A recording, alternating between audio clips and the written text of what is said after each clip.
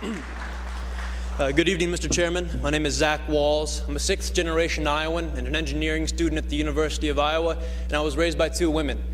My biological mom, Terry, told her grandparents that she was pregnant, that the artificial insemination had worked, and they wouldn't even acknowledge it.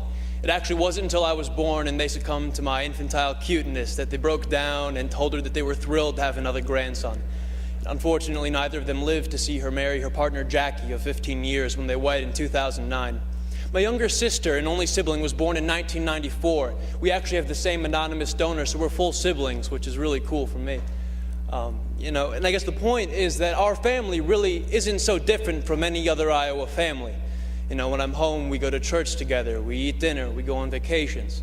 But we have our hard times too. We get in fights. Actually, my mom, Terry, was diagnosed with multiple sclerosis in 2000. It is a devastating disease that put her in a wheelchair, so we've had our struggles. But, we're Iowans. We don't expect anyone to solve our problems for us. We'll fight our own battles.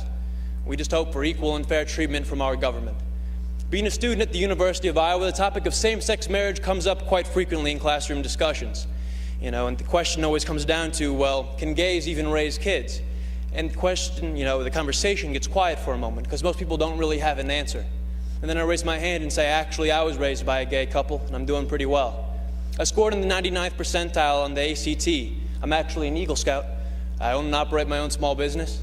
If I was your son, Mr. Chairman, I believe I'd make you very proud. I'm not really so different from any of your children. My family really isn't so different from yours. After all, your family doesn't derive its sense of worth from being told by the state, you're married, congratulations.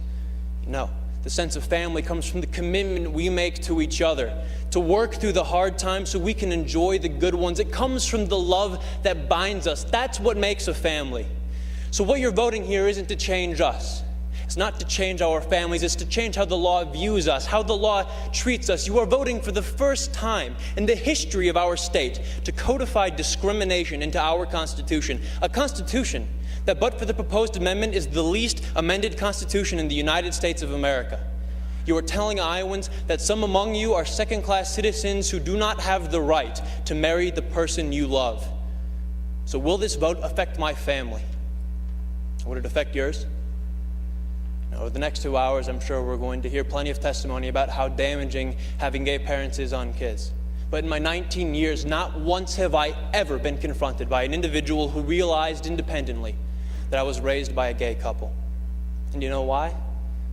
Because the sexual orientation of my parents has had zero effect on the content of my character. Thank you very much.